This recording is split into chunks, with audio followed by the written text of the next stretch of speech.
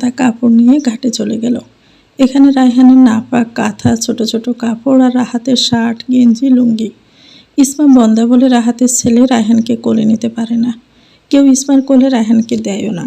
আবার ঠিকই রায়হানের কাপড় থেকে শুরু করে কাঁথা পর্যন্ত ইসমাকে দিতে হয়। সুমি এ পর্যন্ত 11 মাস বয়সী রায়হানের একটি কাঁথাও নিজের হাতে ধুয়েছে কিনা বলতে পারবে না। জরিনা প্রতিদিন সকালে বোল ভর্তি করে কাপড় ইসমার দরজা দিয়ে যায়। এটা তো নিত্যদিনের রুটিন। কাপড়গুলো আনমনেই ধুয়ে যাচ্ছে ইসমা। পাশে এক শাসি ইসমাকে ঝাড়ি দিয়ে বলল, এখানে পড়ে আসো কেন? বাপের বাড়ি চলে যাও। এক রত্তি সম্মান পাও না, স্বামী সোহাগ পাও না, সতীনের বাচ্চার গোমুতের খেতা ধুইতে আসো কেন? ইসমার চুপ থাকা অর্ধবয়স্ক মহিলার পছন্দ হলো না, তাই জোরেই বলল, তোমার কি মন নাই? এবার ইসমা বলল, হ্যাঁ চাচি, ঠিকই বলেছেন, আমার মন নেই। যে মনের খবর কেউ নেয় না, সেই মন কি এখনো বেঁচে আছে? মন তো মরে গেছে অনেক আগেই। বন্দা মেয়েদের মন নেই। যাদের বাচ্চা দানের ক্ষমতা নেই, তাদের মন থাকতে নেই। ইসমার কথাগুলো এত সুন্দর, শুনতে ইচ্ছে করে। একদম স্পষ্ট আর শুদ্ধভাষী। কথায় নমনীয়তা প্রকাশ পায়। আরেকজন বলল, তোমার বাপ মায়ের কাছে চইলা যাও, এখানে দুইটা বাতের লাগে না থেকে চইলা যাও। আরেকজন বলল, আরে দোষী মাইয়ারা আবার বিয়ে করবো কেডায়?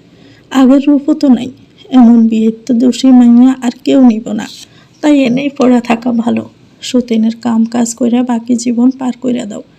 শেষের কথাগুলো শুনি ইসমার গলায় কান্না দলা পাকিয়ে আসলো। চোখের পানি এসে অসহায় চোখ দুটো ঘোলাটে হয়ে গেল। আসলেই তো, তা তো রূপ নেই। রাহাতের বাড়িতে যখন বউ হয়ে আসে, তখন আশেপাশের মানুষজন প্রশংসায় পঞ্চমুখ হয়ে বলেছিল, রূপে গুণে বউ এনে জরিনা জিতেছে। বউয়ের বয়স কম, তার উপর আবার সব কাজে পটু। সেই ইসমার রূপ ক্ষয়ে ক্ষয়ে পড়ে গেছে সময়ের সাথে সাথে। শাশুড়ি ননদদের কথা শুনতে শুনতে আর না রাহাতের নির্লিপ্ত অবহেলা দেখতে দেখতে এ বন্দার তো ইসমার জীবনটা পাল্টা উলট পালট করে দিল। স্বামীর বাড়িতে সতীনের বাচ্চার কাপড় ধুয়ে তাদের কাজ করে থাকতে হয়।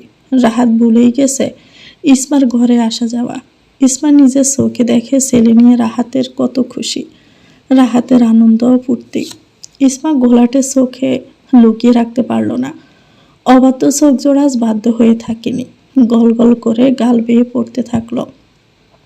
আরে ভাবি, তুমি কাঁদতেছো কেন? আমি কি খারাপ কিছু কইছি? বাচ্চা ছাড়া মাইয়াগো কোনো দাম নাই। এ দেখো না, তোমার মতো সুন্দর মাইয়া রাইখা রাহাত ভাই কেমনে বাচ্চার জন্য খালাতো বোনরে বিয়ে করলো। আর বিয়ে কইরা তো খারাপ কিছু করছে না, বংশের বাত্তি আইছে। তোমারই দিয়ে তো বংশ দরাইতো না। ইসমা কান্না গিলে বলল, রাগ করবো কেন ভাবি? আপনি তো ঠিকই বলেছেন, বাচ্চা ছাড়া মহিলাদের কোনো দাম নেই। আমার যদি সময় মতো একটা বাচ্চা আল্লাহ দান করতো, তবে হয়তো আমারও দাম থাকতো। কি আর করার, আল্লাহর উপরে অভিযোগ নাই। আমি হয়তো বাচ্চার মা হওয়ার যোগ্য না, তাই এই সুখ থেকে আল্লাহ আমাকে বঞ্চিত করেছে। কত দোয়া করলাম একটা সন্তানের জন্য, এখন আর কোনো দোয়া করি না। এখন আর আমার কোনো বাচ্চা চাই না। এখন বাচ্চা দিয়ে আর কি হবে বলুন? সংসারটা আর আগের মতো তো পাবো না। ইসমার কথাগুলো শুনে মায়া লাগলো মহিলাদের। ইসমা প্রতিদিনই ঘাটে এসে চুপচাপ কাজ সেরেই চলে যায়। কেউ কিছু বললেও তেমন উত্তর দেয় না, হয় হ্যাঁ হুঁ ছাড়া। আজ একটুখানি কষ্টর কথা হয়ে বের হয়ে আসছে। এই কথার জন্য না জানি ইসমার কপালে আজ কি আছে বলাই যায় না। দুপুরে রাহাত খাবার খেতে বাড়ি আসলো। হাতে ছেলের জন্য হরেক রকমের খেলনা নিয়ে এসেছে। ঘরে ঢোকার আগে জরিনা গম গমে গলায় ইসমার নামে বলল, আজ নাকি ঘাটে কাপড় ধোয়ার সময় কেঁদে কেঁদে সবার কাছে শাশুড়ি স্বামীর নামে আজে বাজে কথা বলেছে। রায়হানের কাপড় নাকি জোর করে ধুতে হয় ইসমাকে। সুমির নামেও খারাপ কথা বলেছে। জরিনা সকালে ঘাটের দিক দিয়ে কোথাও যাওয়ার সময় ইসমাকে ঘিরে মহিলাদের প্রশ্ন আর ইসমার কান্না দেখে নিজের মনে বানিয়ে বানিয়ে মিথ্যে রচনা করে ছেলের কানে ঢুকিয়েছে। রাহাতের মাথা গরম করার জন্য যা যা বলার দরকার বলে রাহাতকে পাগলা ঘোড়া বানিয়ে দিল। রাহাত ঘরে গিয়ে খেলনা রেখে প্রচণ্ড ক্ষুব্ধ হয়ে এসে ইসমার ঘরে এলো।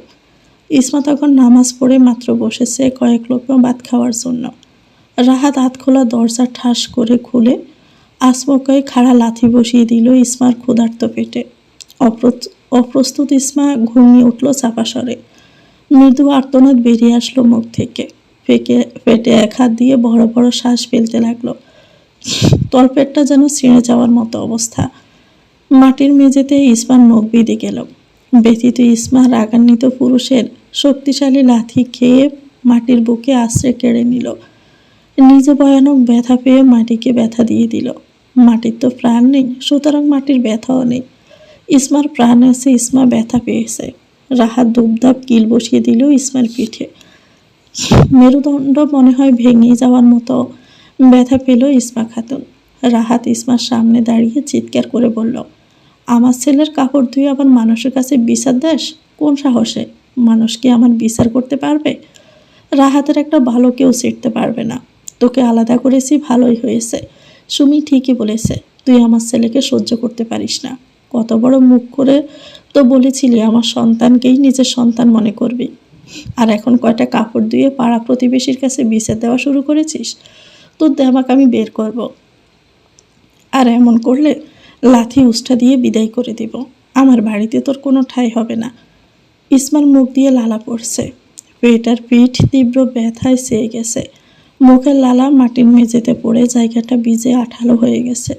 ইসমা নুয়ে থাকা মাথা উঠিয়ে নিবু নিবু চোখ রাখলো রাহাতের পানে। এ রাহাত আর আগের রাহাত আকাশ পাতাল তফাৎ। বিয়ের পরপর ইসমা একটু অসুস্থ হলে তৎক্ষণাৎ ওষুধপত্র এনে দিত, মাঝে মাঝে খাবারও খাইয়ে দিত। সে রাহাতের চোখে আজ ইসমা আগুন দেখতে পেল। এই চোখে কোনো মায়া ভালোবাসা কিচ্ছু নেই। ইসমা তো এখনও রাহাতের স্ত্রী আছে, এ কথা বোধহয় রাহাত ভুলেই গেছে। মায়ের মিথ্যে কথা, সুমির নাটকীয় অভিযোগ শুনে। এই পেটে আপনার কোনো সন্তান আসেনি বলে লাথি মারতে পেরেছেন, তাই না? আহত গলায় কথাটা বলল ইসমা। রাহাতের জ্বলন্ত চোখে কিছু একটা ধরা দিল। ইসমার লালা ভরা থুতনি বর্ষার বিলের মতো টয়টম্বুর চোখে বিষাদে ঘেরা মলিন মুখ দেখে শক্ত মুখশ্রী ধীরে ধীরে নরম হয়ে এলো।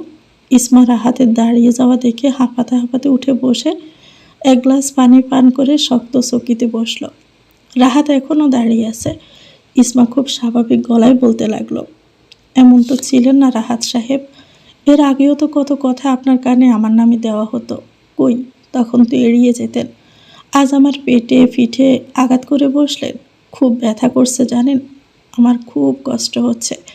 তার চেয়ে বেশি কষ্ট হচ্ছে আমার স্বামীর মুখের কথা শুনে।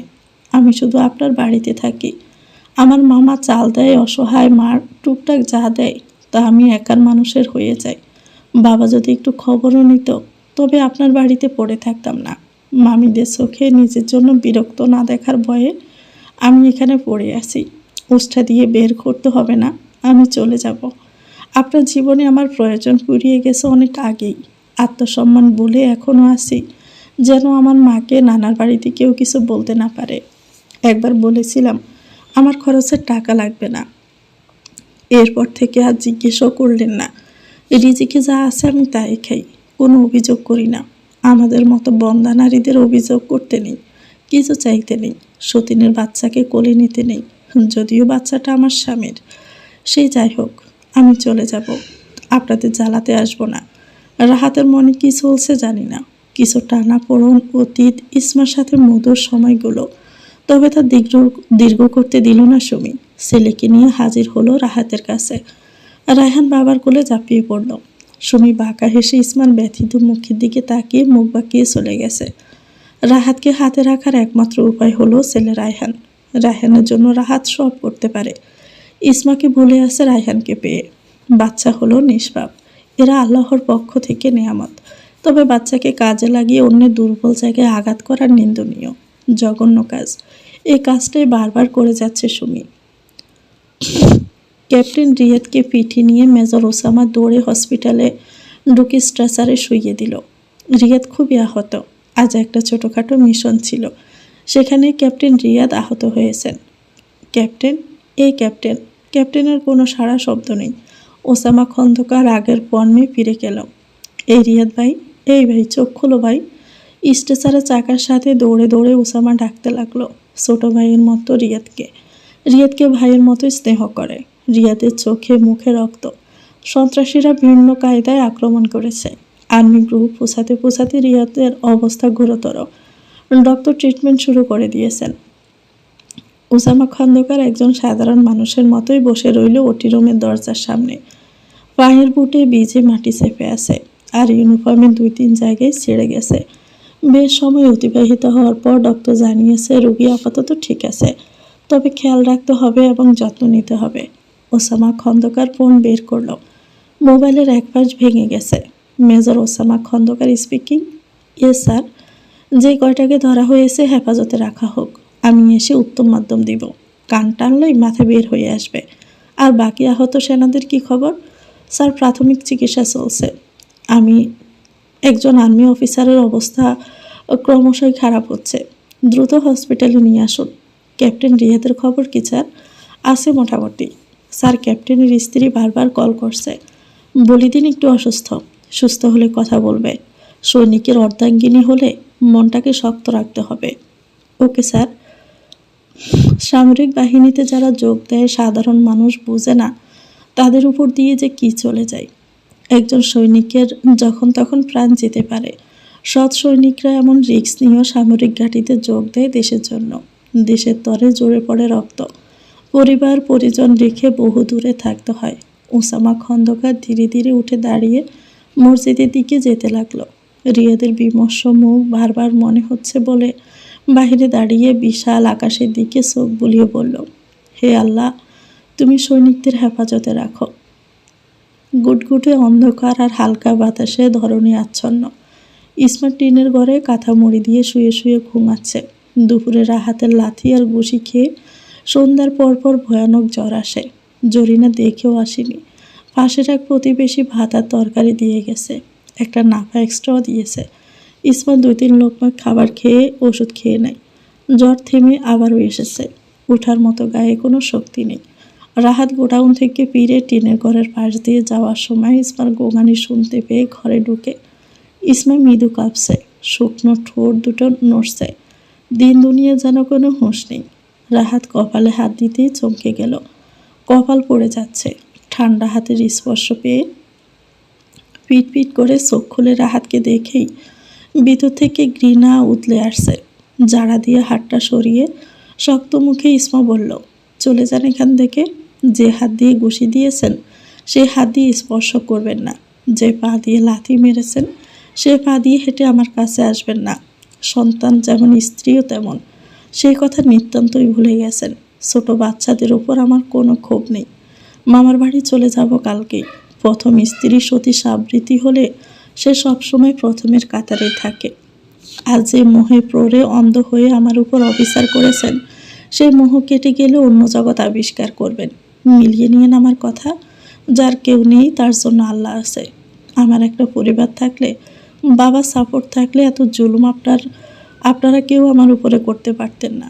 মানুষের কটু কথা শোনা ছাড়া পাকাপোক্ত অভিভাবকে ছায়া পেলে যেদিন সুমিকে বিয়ে করে এনেছেন সেদিনে চলে যেতাম। এখন বলবেন আমিই অনুমতি দিয়েছি দ্বিতীয় বিয়ে করতে। আরে বেঈমান পুরুষ, কোনো নারী কি পারবে এমন ভয়ানক কথা মুখ দিয়ে বের করতে? আমি বের করেছি, আমি অনুমতি দিয়েছি।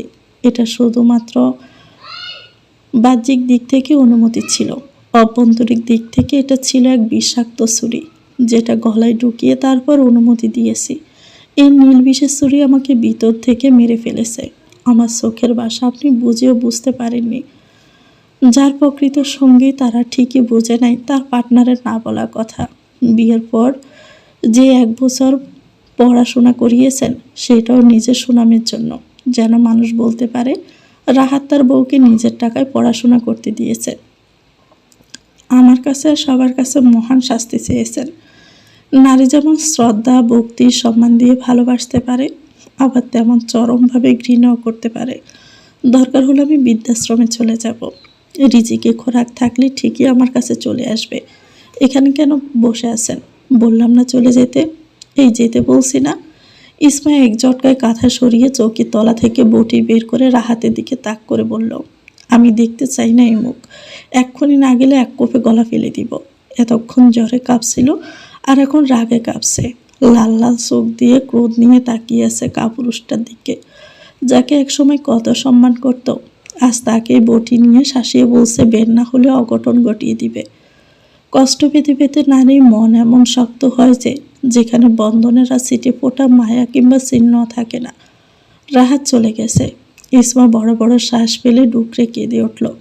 তারপর কাঁদতে কাঁদতে দোয়া করল, হে বিশাল আকাশের মালিক, পুরো জাহানের মালিক, সকল অন্তঃসমূহের মালিক, ভাগ্য পরিবর্তন করার মালিক, হে আরশের মালিক, হে ক্ষমতাধর পরাক্রমশীল মহান প্রভু, তোমার দরজায় তোমার এক অসহায় বান্দি করা নেড়েছি। ইয়া রহমানের রাহিম, তোমার দয়ার ভিখারি আমি শান্তি চাই, আমি আলো চাই, আমি সুখ চাই। তোমার প্রিয় নবী, প্রিয় বন্ধু হজরত মুহাম্মদ সাল্লাল্লাহু আলাইহি সাল্লামের নাম নিলাম। এ নামের উসিলায় এ ভগ্ন হৃদয়ে শান্তি ঢেলে দাও। আমার উপরে নিচে ডানে বামে আলো দিয়ে ভরিয়ে দাও। আমার আত্মসম্মান ফিরিয়ে দাও। হয় আমার কান বধির করে দাও, আর না হয় এমন অবস্থা করে দাও যেন কেউ আর বন্দা না বলে, এই অদম বান্দি তুমি ছাড়া আর কে আছে বলো? তুমি বলেছ তুমি ছাড়া আর কোনো ইলাহ নেই, তোমার কোনো মুখাপেক্ষী নেই। আমি তোমার ইবাদত পূর্ণভাবে আদায় করতে পারি না, তাও তোমার কাছে চাই। তোমাকে সেজদা করা ছাড়া যেমন অন্য কাউকে সেজদা দেই না, তেমনি তোমার কাছে ছাওয়ার আর কারো কাছে চাই না। যারা আমাকে যাতনা দিচ্ছে তাদেরকে তুমি দেখে নিও। ধরনীর বুকে যতজন নিঃসন্তান নারী রয়েছে প্রত্যেককে তুমি আলোয় আলোয় ভরিয়ে দাও। তাদেরকে পূর্ণ সম্মানে বাঁচার তৌফিক দাও। বলতে বলতে একসময় ইসমা ঘুমিয়ে গেল। শরীরে তখনও জ্বর। অসহায় অবহেলিত ঘুমন্ত ইসমা জানেই না তার এই আর্তনাদে ভরা প্রার্থনা পৌঁছে গেছে আকাশ ভেদ করে ঠিক সঠিক জায়গায়। তো ভিউয়ার্স, গল্পটির নাম হচ্ছে বন্ধা নারীর কোলে আলোর ছটা। লিখেছেন আমাতুর রব তাসনিম। এটা গল্পের দ্বিতীয় অংশ। পরবর্তী অংশ পেতে চ্যানেলটিকে সাবস্ক্রাইব করে আমাদের সাথে থাকবেন। ভিডিওটি ভালো লাগলে একটি লাইক দিবেন, কমেন্ট করে জানাবেন কেমন লেগেছে। আমি একটু অসুস্থতার কারণে একটু দেরি হয়েছে ভিডিওটি দিতে। আশা করি প্রতিদিন আপনারা একটি করে পর্ব পাবেন। আমার জন্য দোয়া করবেন, আল্লাহ যেন আমাকে তাড়াতাড়ি সুস্থতা দান করে। সবাই ভালো থাকবেন, সুস্থ থাকবেন। আল্লাহ হাফেজ। আসসালামু আলাইকুম।